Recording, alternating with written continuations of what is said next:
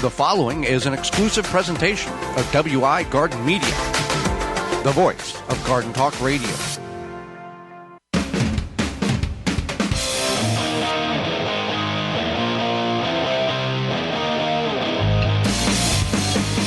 Coming up on the program today, we're going to go over summer plant diseases as well as things you shouldn't have to worry about in your garden or you shouldn't worry about. And our guest is author Sharon Lovejoy, and your garden questions will get answered. The hour is full, and it starts right now. Join us. You are listening to the most informationally packed hour of garden-focused radio in the country and on the internet with your host, husband and wife team Joey and Holly Baird. This is the Gardening with Joey and Holly radio show. And welcome to the Garden with Joey and Holly radio show. Thank you for taking time out of your day to join us on the program. I am your host, Joey Baird. Beside me is my wife, co-host, best friend, and gardening partner, Holly Baird. This program is for you, about you, to help your garden grow better, to maintain your landscape, grow healthier trees, make your grass look greener, as well as preserving what you grow. Whether you're listening to us on one of the 18 AM and FM frequencies broadcasting our program here in 2022, a radio app, through our parent website, which is the WisconsinVegetableGardener.com, the Season 6 tab at the top of the page, podcast replay or in-studio video replay, we thank you for that. If you want to be part of the program, you can certainly do that by sending us an email. GardenTalkRadio@gmail.com, GardenTalkRadio@gmail.com, or you can give us a call on the Proclamation Hotline brought to you by Proclamation Goods. That number is 1-800-927-SHOW, 1-800-927-7469. Proclamation Goods creates cookware for the eco-conscious home chef. Their pans are non-toxic, have a lifetime warranty, and are made right here in the USA. Their award-winning stainless steel Proclamation Duo cookware is a 12-inch skillet set with a stock pot that doubles as a wok. Best of all, the skillet and stock pot hinge together to form a Dutch oven. It's 2 pans with the versatility of 10, empowering you to cook more with less. If you care about your health and strive for a more sustainable lifestyle, then Proclamation Goods is for you. Supplies limited, so order yours now at proclamationgoods.com. All right, Holly, let's get in the program. And as we are in the summer months now, there are bugs and diseases in which our garden is going to be affected by. So we're going to go over a handful of diseases that your plants are probably going to acquire in some, maybe most situations, and what we can do in order to maybe prevent them before that occurs. Sure. So for sure, one thing or a few things that come into play that will keep your plants healthy is consistent watering. And then things that make your plants susceptible to a lot of these problems, diseases, etc., is high humidity. If you crowd your plants too much, poor air circulation around your plants, and then also overwatering, underwatering, irregular watering, poor soil health, and then deficient or excess nutrients. A lot of times people, especially when you're a new gardener, you think, well, if a little fertilizer is good, then that means that more is better, and this could cause problems. Same thing if you don't follow the directions on the fertilizer package, and also not watering properly. You might think, well, my neighbor only waters once a week, but you may not know that your neighbor has drip irrigation underneath their mulch, and maybe they water once a week because it makes them happy, and they have drip irrigation all the other days of the week. Well, with the overuse of fertilizer, you can, to some degree, some of that will wash away. The other disadvantage to using more fertilizer than what the bag has recommended you to use for your particular situation is it's not getting used up. You are adding too much fertilizer to the soil. So if X plant, the fertilizer bag says 2 cups for every so many square foot, and you say, well, let's go 6. You're wasting that. That's not going to utilize or be utilized by that plant, and it's most likely going to flush away or fertilize other things that you don't want it to feed. Absolutely, and that is what's very important, is to follow the directions. So the first plant problem we have is blossom end rot. And this is something that you find on tomatoes. I see this a lot. We see this a lot on social media. People post a picture of a green or ripened tomato, and the bottom portion of it is completely black and sunken in. And there's 46 and a half comments below that saying, add Tums, add milk, add bags of calcium. You need calcium, add more calcium, and water it in too. Add calcium. You don't need calcium. That is a calcium deficiency. Most of our gardens, if we would go get a calcium test, we would have more calcium than we knew what to do with. The problem is that the calcium, which is readily available in your soil, cannot be uptake through the root system into the plant for proper fruit development because the soil is too dry. We need moisture in the soil to allow nutrients and nutriences to be uptaken from the soil to the plant to develop the leaves and the fruit on it. So just water. Keep the soil moist, and that will allow what the plant needs to be uptaken to properly develop the fruit. Now, once you see that on your plant, whether they are green and developing and black on the bottom or already red, remove them immediately. By watering today, that does not fix the problem that's on the plant right now. By watering today, that will greatly reduce the opportunity for that problem to reoccur on the next set of flower and fruit that plant is producing, the tomato plant. Absolutely. And that's what's important is, again, a lot of these problems come down to not watering, overwatering, underwatering, what have you. Well, a little bit of it is just uneducated. Right. There's just so much to know. You maybe just... Right, but that's what I'm saying is that's a lot of these problems are because of that. So another problem is powdery mildew. And powdery mildew exists on vine crops, mostly like squash, melons. Those are the main two. Grape, beans, cucumbers. It can occur on grape, beans, cucumbers. But mostly you'll see it a lot of times on squash and melon plants because of how they vine and how their leaves stay parallel to the ground. It allows for that mildew to grow. You can get powdery mildew from high humidity, especially late summer where the nights are maybe damp and then the humidity is high during the day. So like August, September, you will sometimes see this. And there's a few solutions. One is you can take a solution of 1 part milk to 2 parts water and you spray it on the plant, and that components on the leaves of the plant, the component of those, that property breaks up the powdery mildew. Some people do the same with vinegar. You'd want to watch yourself on the vinegar, as the bottled vinegar that you get at the store is 3% acidic, but that 5% acidic, but that can damage some of your leaf structure on some of your plants. Right. Now, if you have a plant that has powdery mildew and it's less than 25% of the leaves, you can just remove the leaves to help stop the spread. There are disease-resistant varieties of squash, melons, etc. Otherwise, sometimes you just have to control it as it comes on.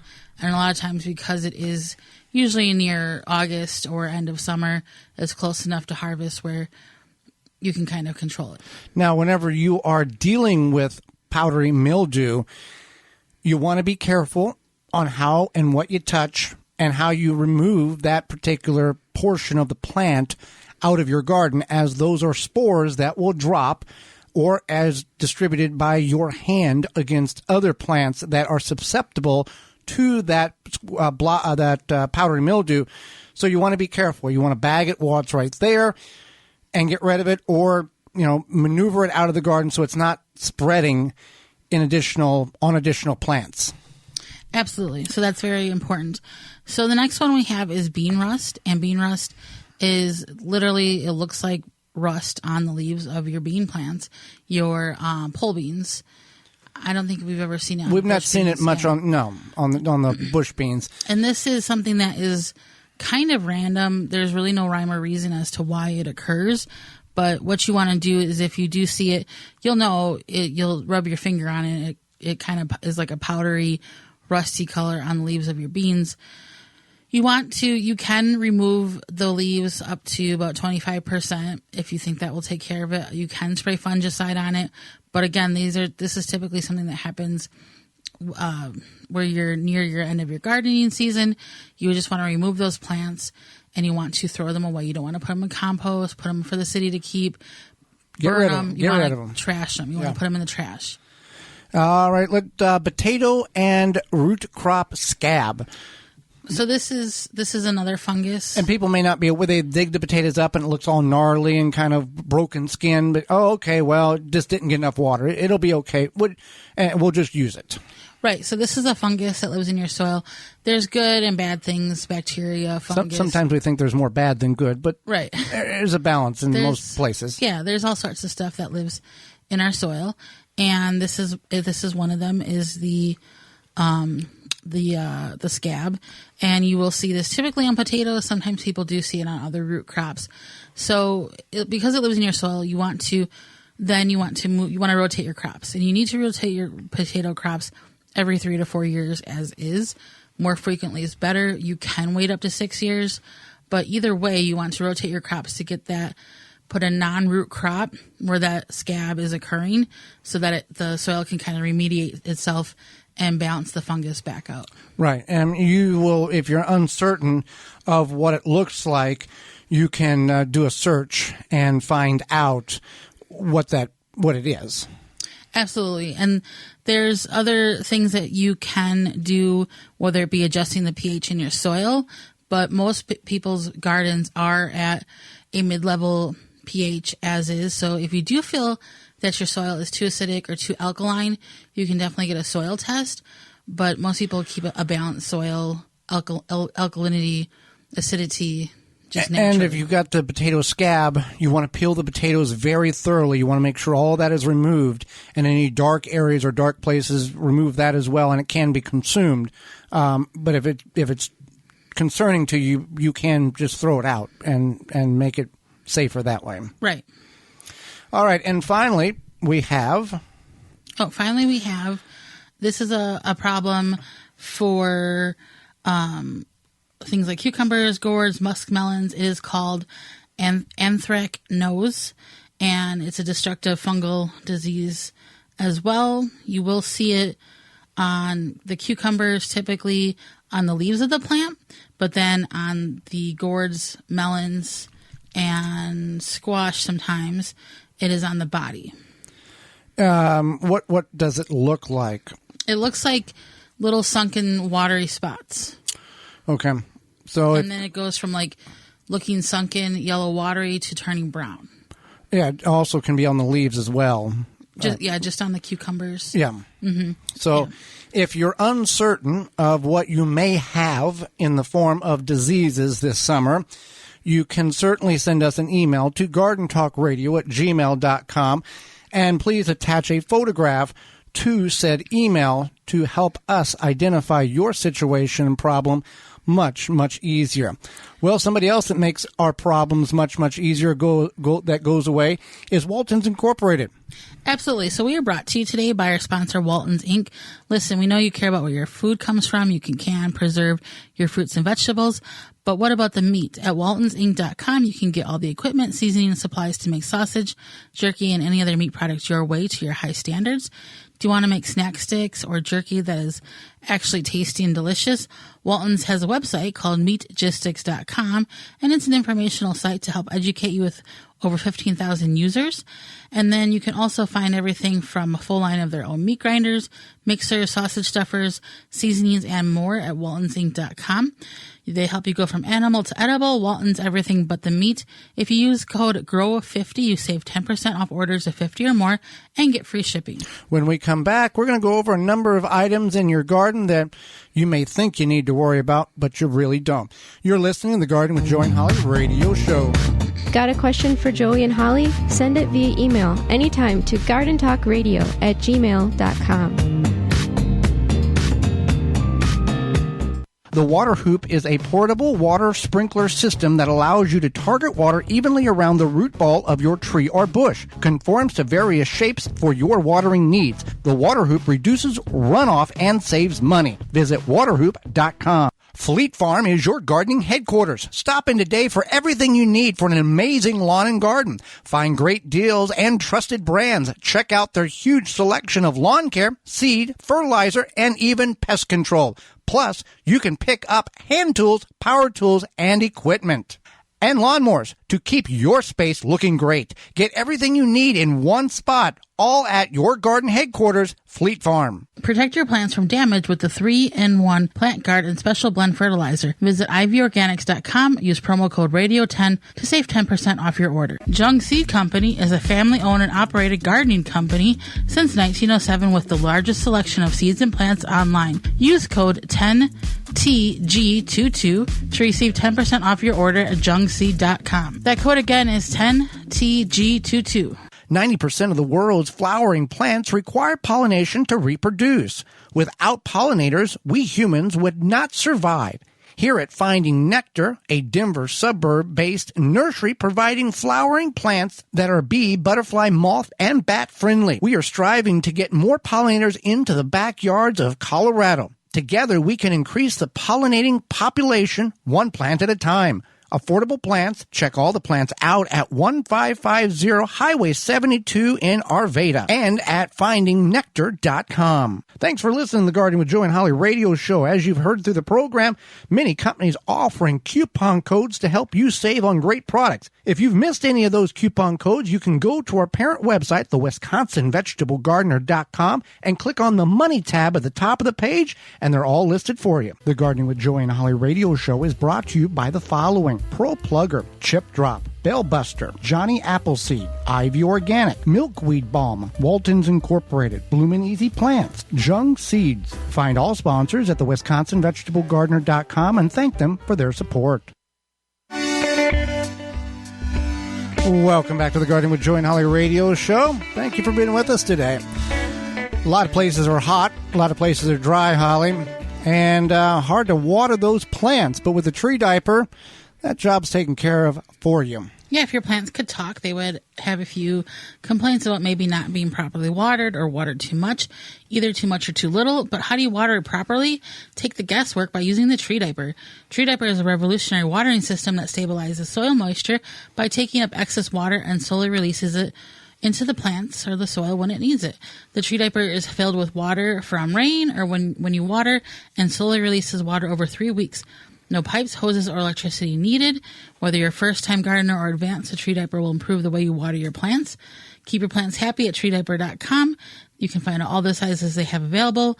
Made in the USA, that's treediaper.com. Absolutely works and works phenomenally. Treediaper.com. Well, as we are gardeners, we often see things in our garden that concern us and things that we kind of know what to do about, and other things that we go, well, maybe if we don't do anything, it'll go away. Oftentimes we worry about things in the garden, and if you're the worrying type, there is a verse in the Bible, if that's interesting to you, that says don't worry but pray about everything. You can look it up. That is something that may help you out. But there's a number of things here in the garden that we don't need to worry about that you may think is concerning, but we're going to go over them so you don't have to worry about them ever again. Right. So the first one is maple leaf tar spot. So this is a fungi. You will see it. You've probably seen it. You've probably seen it, not even realized it, because it does affect a wide variety of maple trees. And it also affects a large portion of maple trees. And so this is a dark spot on the maple leaves. And it looks like somebody took a permanent marker and put like a little circle spot on each and every maple leaf. And it's just a fungi.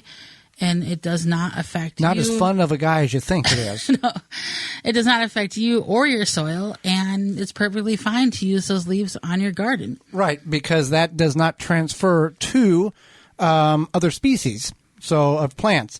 Another thing in which people are concerned with, and we see a number of these questions across multiple social media platforms, is there's mushrooms in my soil. There's mushrooms in my straw bale garden. What do I do? What do I do? Is this bad?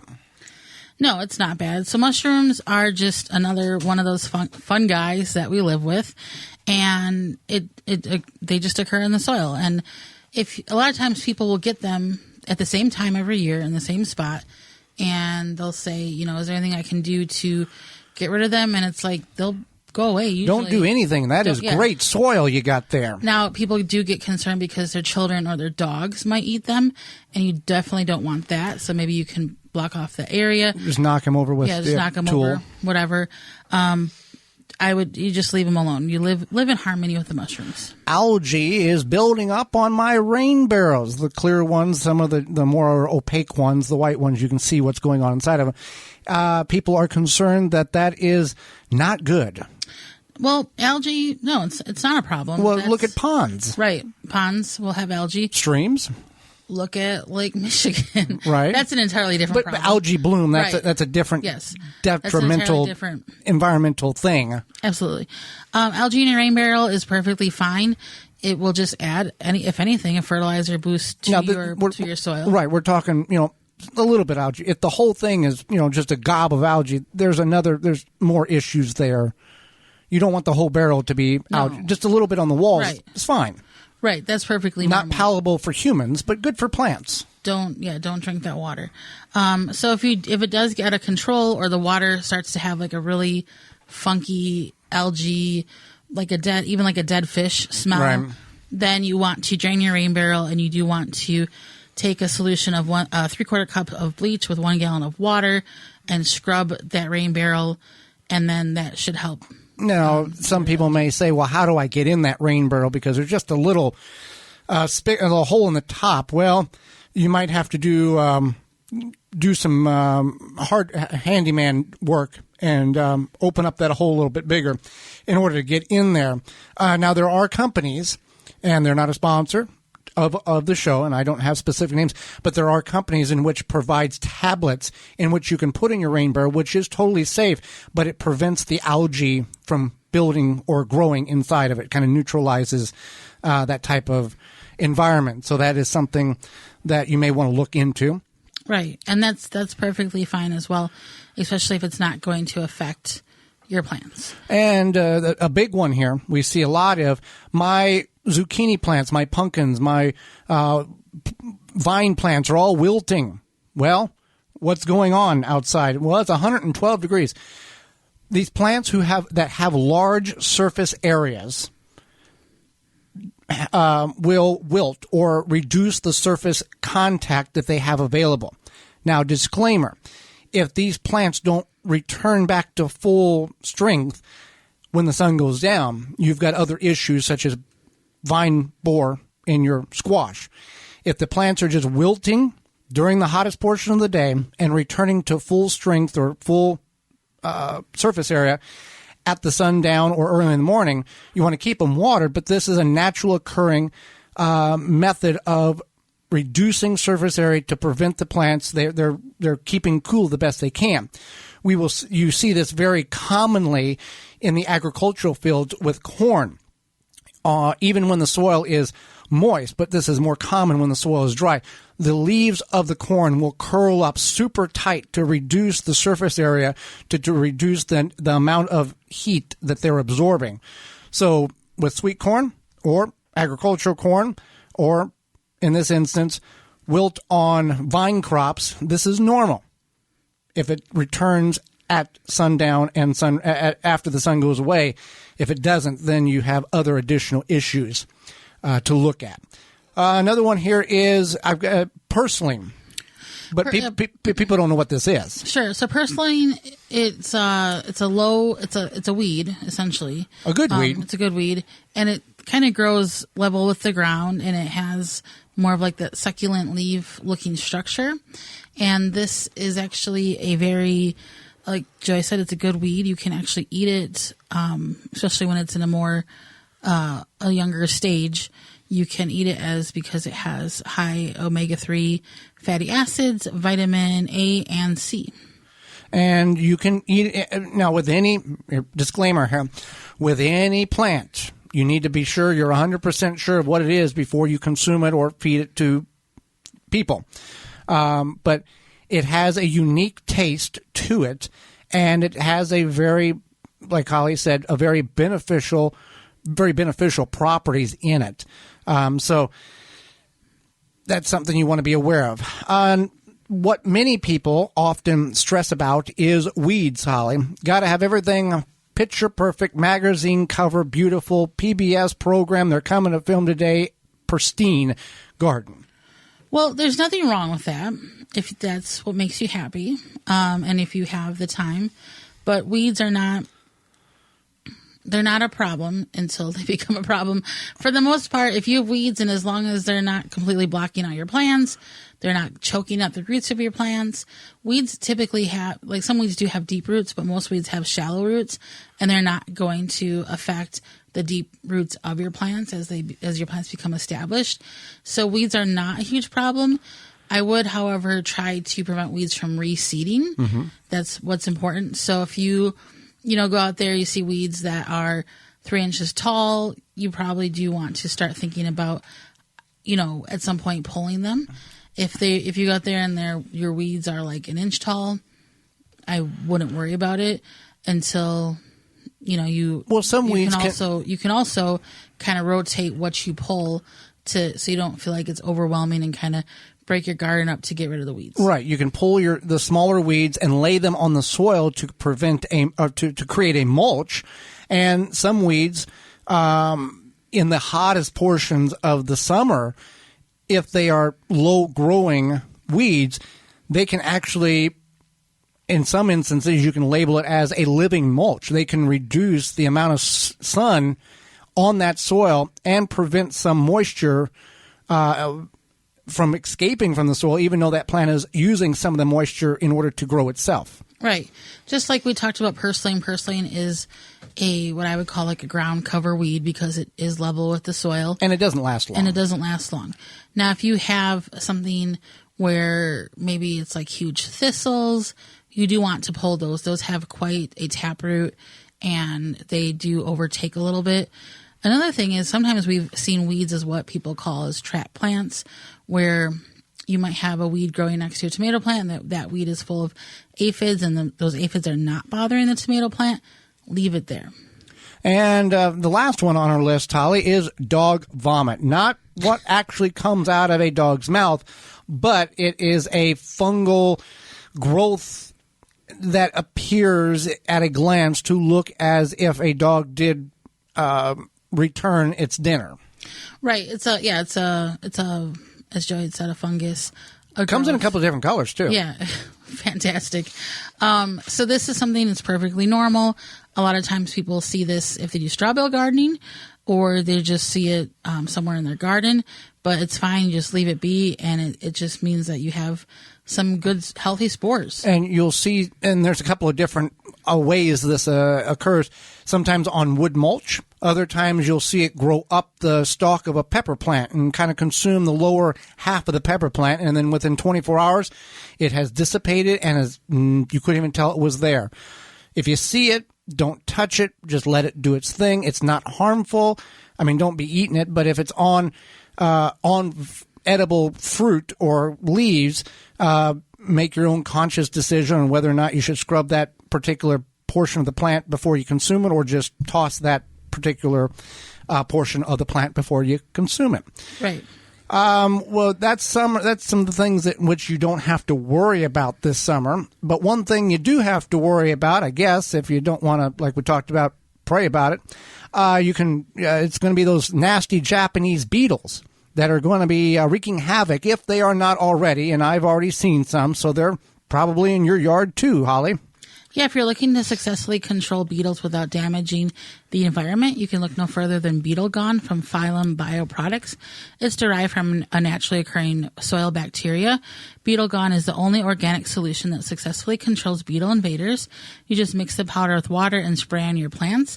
Once it's ingested, the targeted pests will stop feeding and die. And since it's the only organic... Isn't that sweet?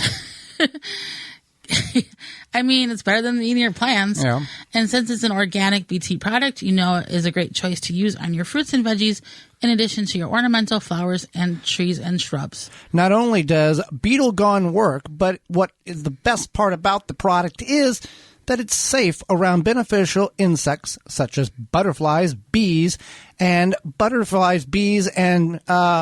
ladybugs. With zero water toxicity issues. Beetle Gone from PhylumBioproducts.com. That's BeetleGone.com. BeetleGone.com, and you can use coupon code GardenTalk10 at checkout to save 10% on your order. Hang out with us. Author Sharon Lovejoy will be with us moments away right after this. You're listening to the Garden with Joey and Holly radio show. Have a garden question? Give Joey and Holly a call now or anytime 24/7. Just dial 1-800-927-SHOW. If you can't get through, leave a message and they will call you back. Call now 1-800-927-SHOW.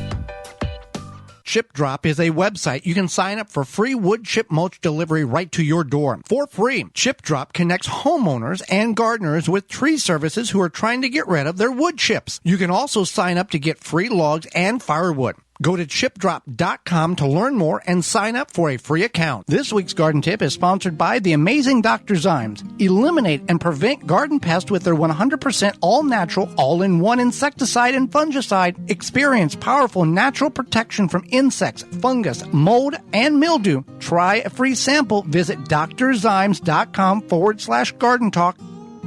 Up to the day of harvest, the amazing Dr. Zymes Eliminator is safe.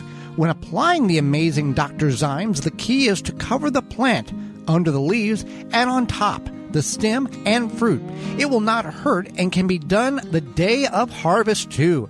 Foliar feeding is used to feed plants by applying liquid fertilizer directly to the leaves. Plants can also absorb essential elements through their leaves.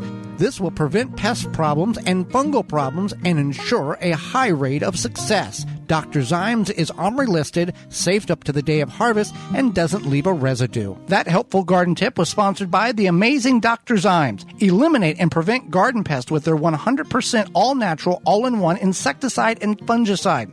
Experience powerful natural protection from insects, fungus, mold, and mildew. Try a free sample. Visit drzymes.com/garden talk. It's a struggle to find fruit that isn't a disappointment or a waste of money, especially peaches at the grocery store. You bring them home, they turn mealy and gross. Well, Tree Ripe Fruit Company has the answer. They deliver fruit straight from the farm, obsessed with quality, so you can actually experience the joy of a great tasting fruit. Love Georgia peaches? Tree Ripe delivers the best peaches you'll ever eat directly from the farm within days of being picked. Peach season starts June 15th and goes through August 4th. In July, they also deliver Michigan blueberries. You can find them at over 400 Peach Stops events throughout the Midwest or have fruit delivered directly to your home. All the event details and ordering information can be found at their website, tree-ripe.com. An extra bonus for you listeners, get 10% off your first purchase when you order online only, tree-ripe.com, by using coupon code HOLLY10, HOLLY10.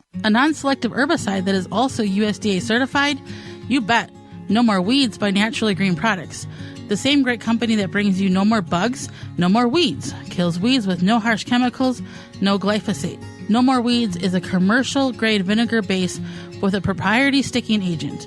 Great around pools, decks, patios, etc. Visit natgreenproducts.com, enter promo code WEEDS, WEEDS, and buy 3 1-gallon size units. Get the 4th one free. Brought to you by Blue Ribbon Organics, providing locally made organic compost and soil blends for gardens, farms, landscaping, and more. Visit BlueRibbonOrganics.com or call 262-497-8539 to find their products nearest you.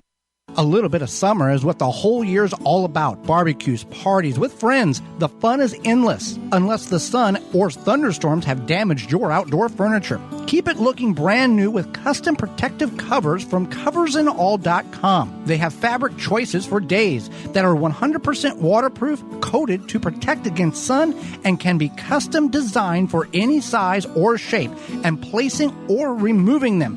Easy peasy. Visit coversandall.com and use code GARDEN25 at checkout to save 25% on your purchase. Thanks for listening to the Garden with Joe and Holly radio show. As you've heard through the program, many companies offering coupon codes to help you save on great products. If you've missed any of those coupon codes, you can go to our parent website, the WisconsinVegetableGardener.com, and click on the Money tab at the top of the page, and they're all listed for you. The Gardening with Joey and Holly radio show is brought to you by the following: Rootmaker, Dripworks, Pomona Universal Pectin, Phylum Bioproducts, Tree Diaper, Chapin Manufacturing Incorporated, Deer Defeat, Water Hoop. Find all sponsors at the WisconsinVegetableGardener.com and thank them for their support.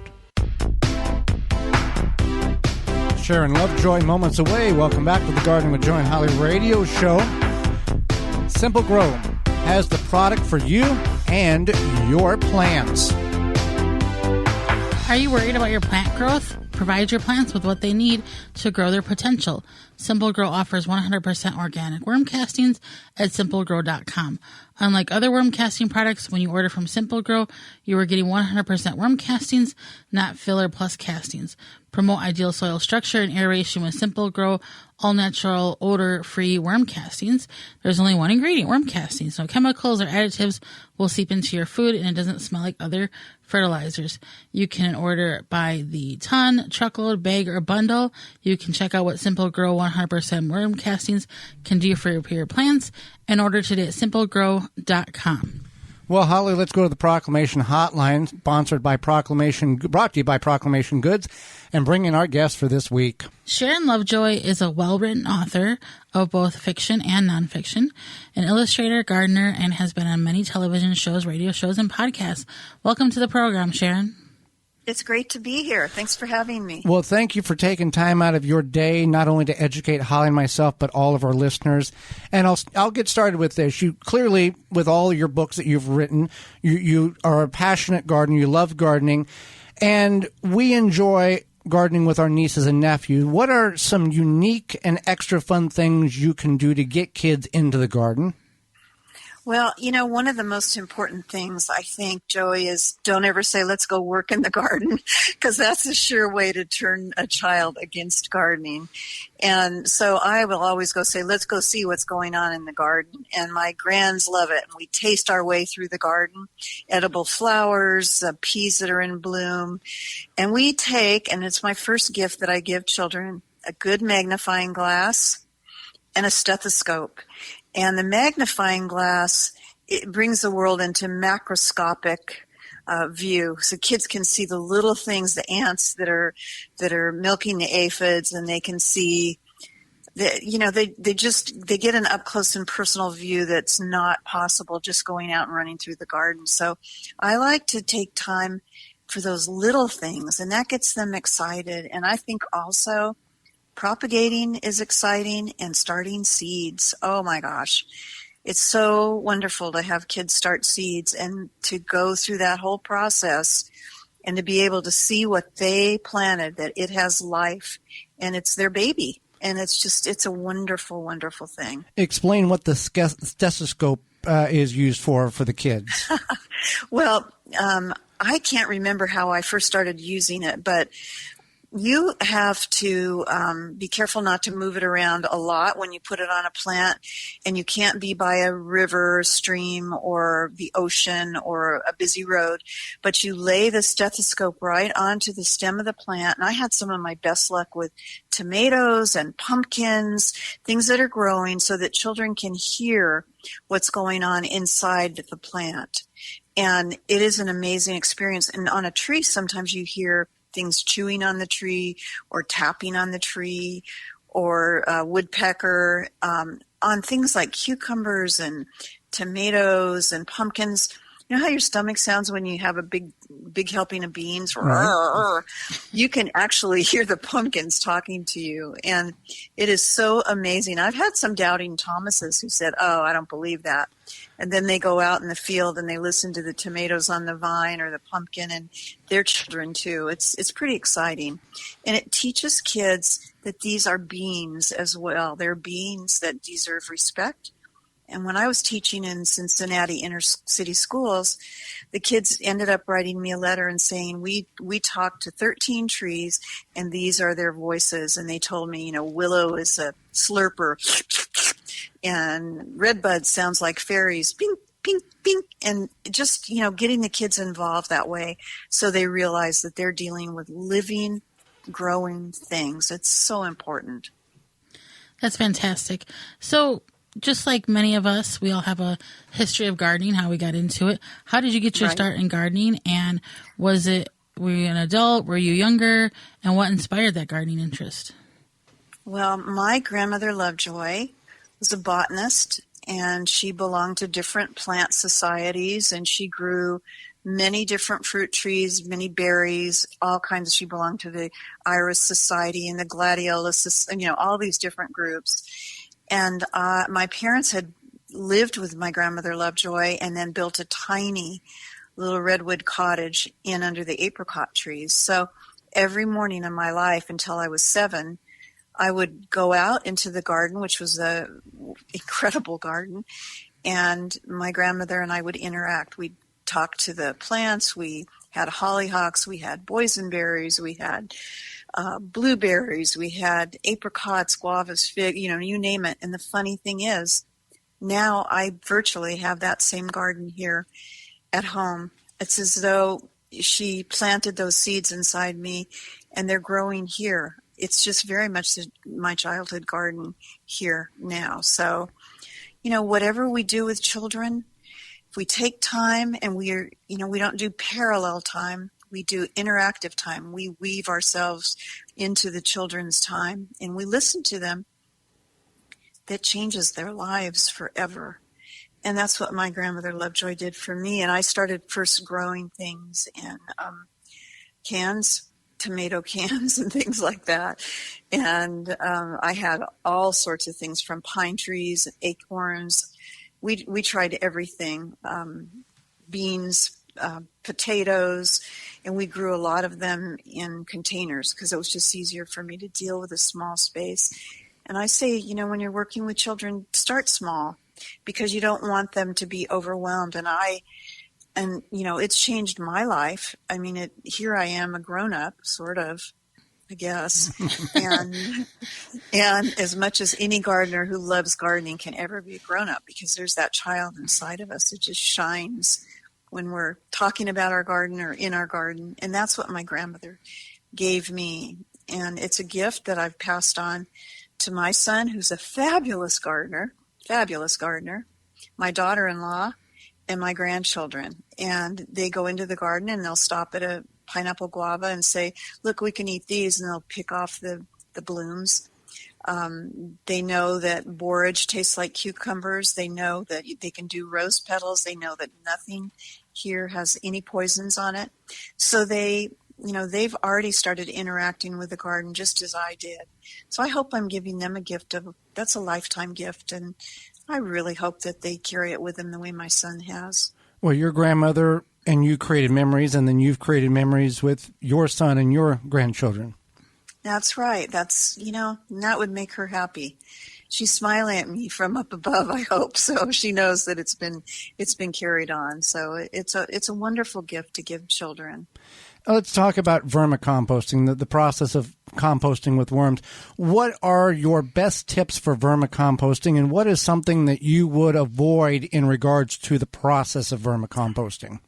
Well, first of all, no meat, or you'll get a terrible crop. And I won't even mention the M word, but you'll get them because the flies smell the meat and they lay their eggs on there. So no meat. A lot of people say no dairy products, but I've had no problems with dairy products. The girls, I call them my girls, even though we know they're not girls. The girls don't like avocados. They like the interior of the avocados, but they don't want the pits or the skins. They don't like husks of corn or corn cobs, but they pretty much take care. We don't have a garbage disposal, and they pretty much take care of all our garbage. And we eat virtually every meal at home, and we have company, and we can handle many pounds of garbage a week. In fact, I don't even understand why city people that pick up garbage don't have vermicomposting going on. It's just so easy. And then the main thing is you have to keep them wet because they want to be able to slip in and out of the garbage, and they just do such a great job. And then their tea is wonderful, and their castings are like gold for the garden. Just wonderful. Fantastic. So we are talking with Sharon Lovejoy, a well-written author of both fiction, nonfiction, and more. So you have a really great and natural tip on how to catch slugs. Tell us more about that. Well, it's so funny because I was told the trick of the grapefruit rind, and that sounds weird, but I do things like I put out a wet long board for the slugs to go under. I put containers on their side with wet newspaper in them, but I've had the best luck.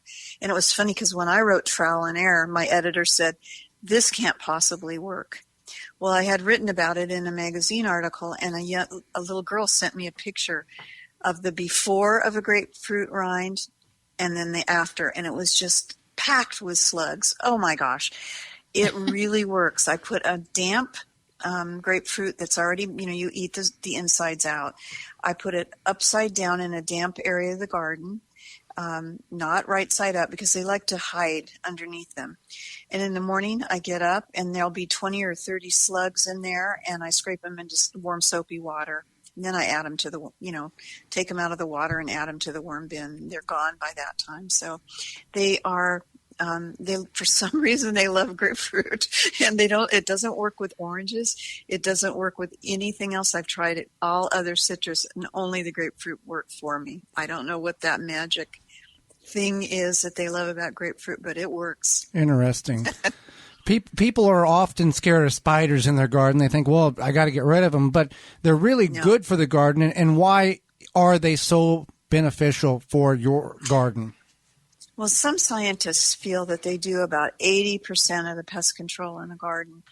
And, other than what the birds do and what the lizards might do.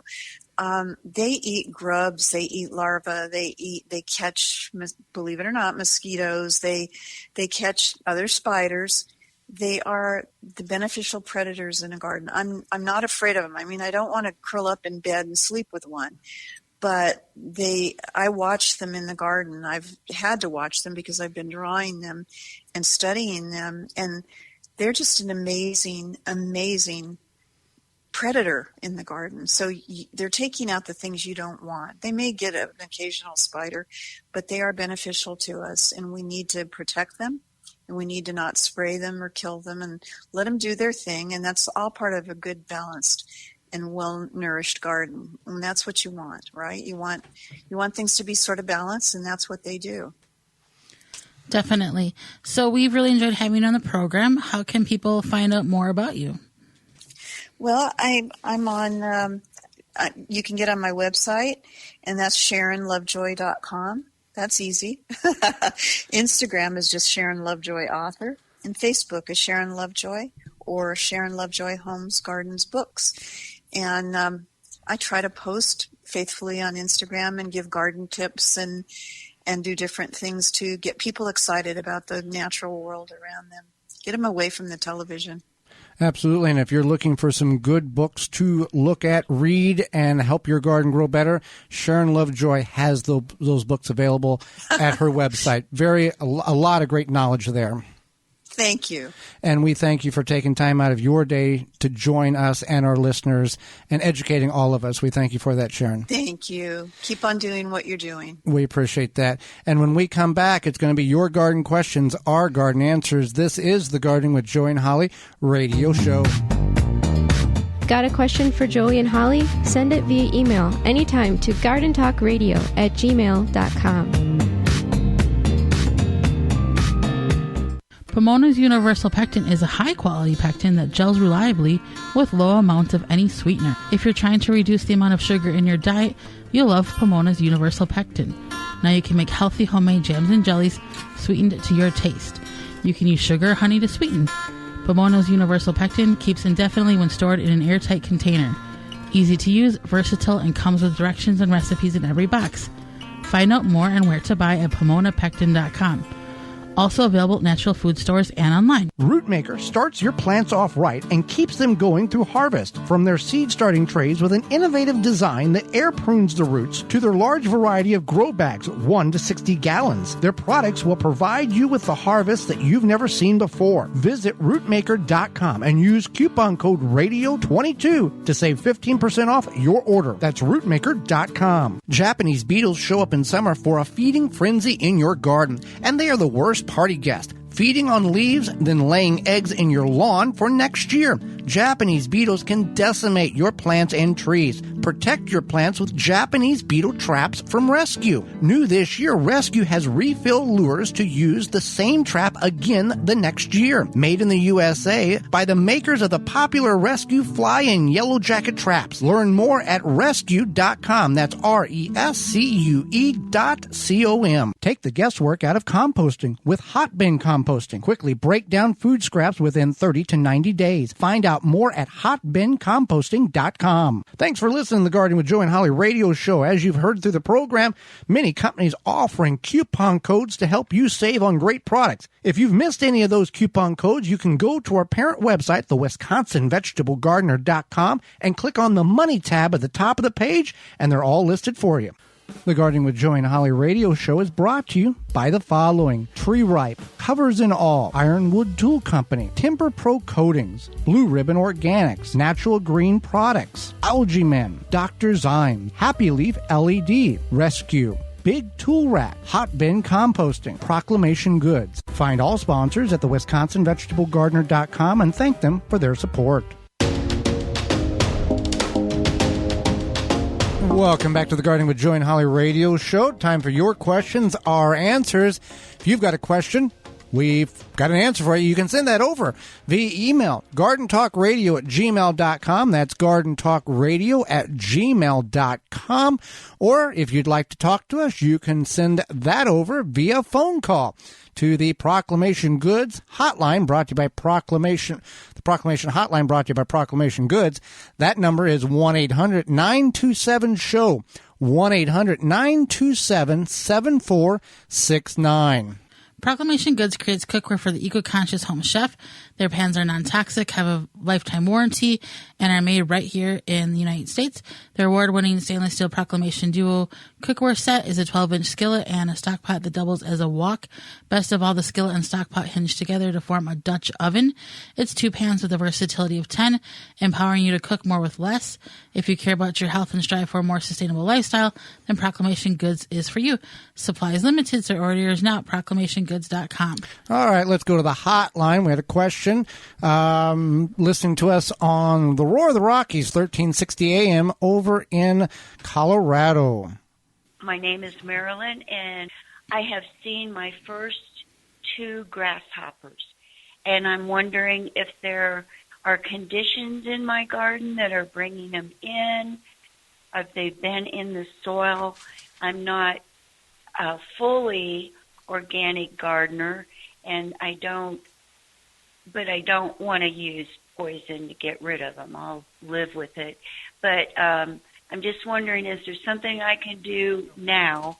I'm in a zone 5 to take care of not having the big amount of grasshoppers this year.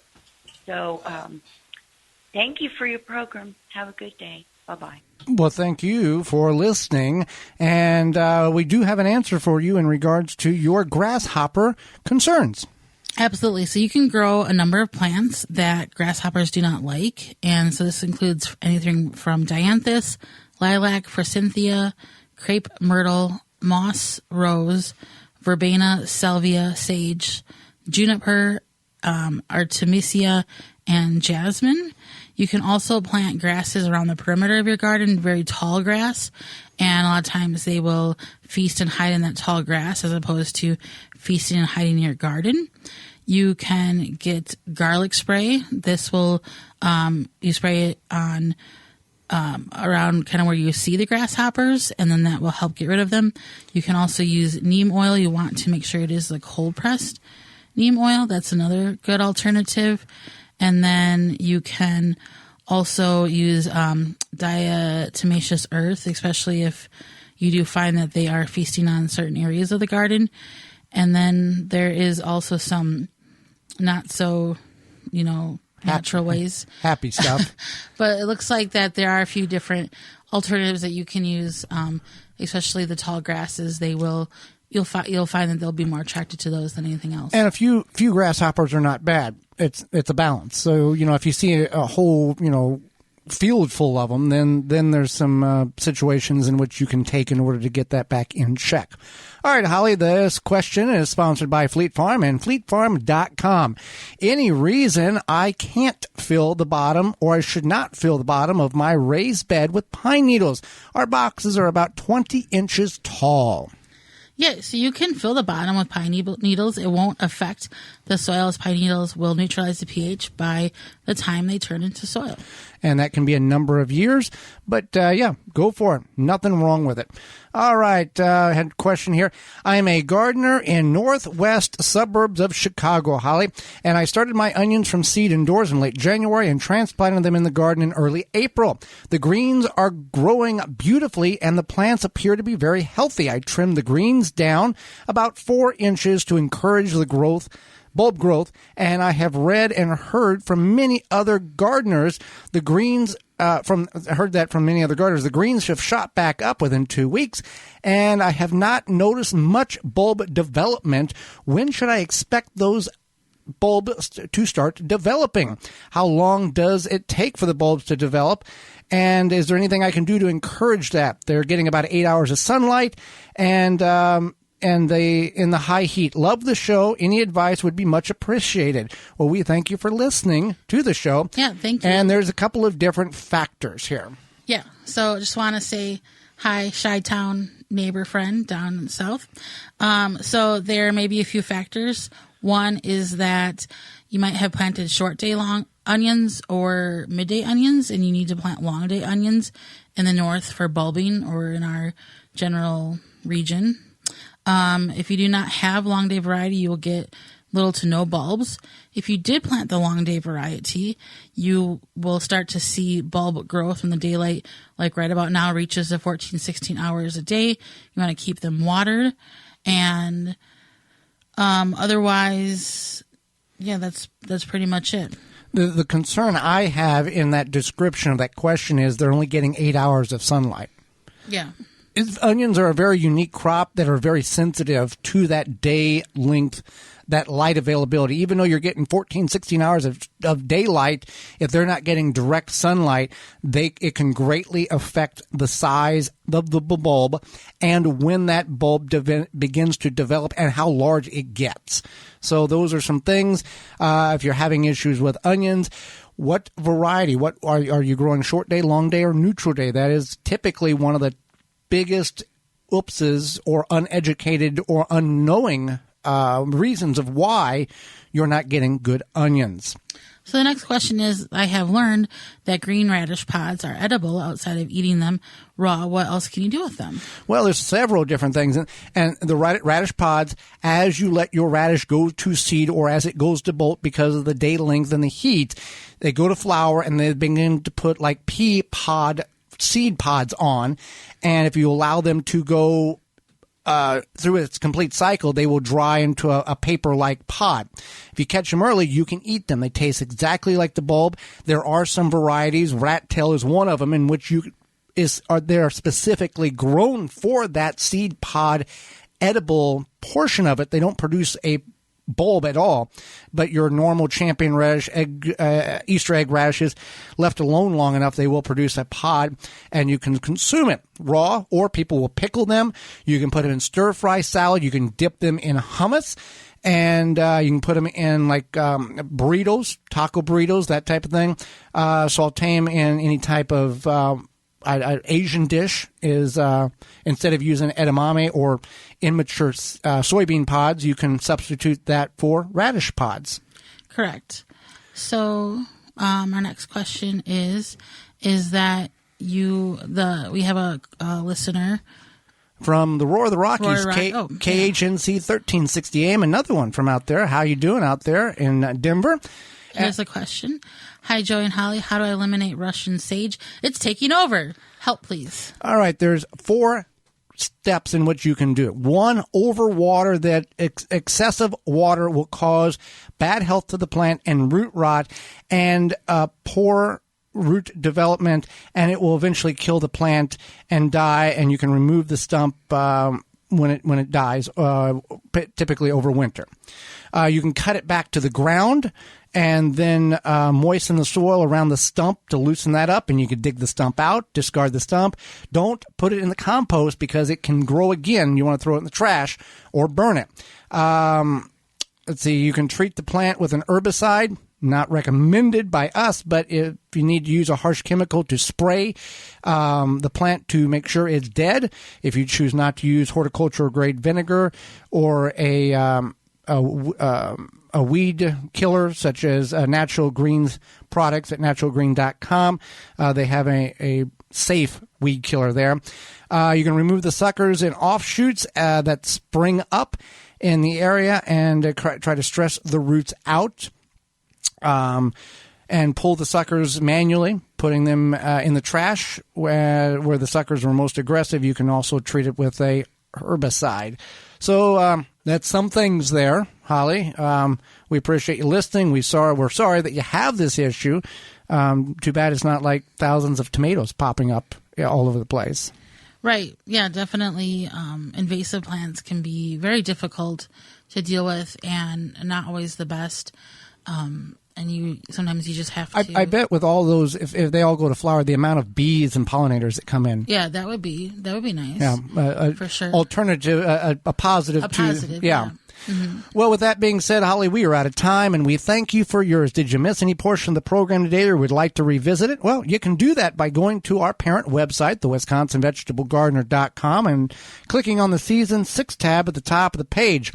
Or you can send us an email, gardentalkradio@gmail.com, gardentalkradio@gmail.com, and we'll send you a link to the program and past programs. So tune in next week to the program where we'll be talking about dangerous bugs in your backyard and what trees may be best for your property. Our guest will be clinical herbalist and educator and food activist Dina Falcone, and we'll answer your garden questions. So until next week, for Holly Baird, I'm Joy Baird, and we will see you in the garden.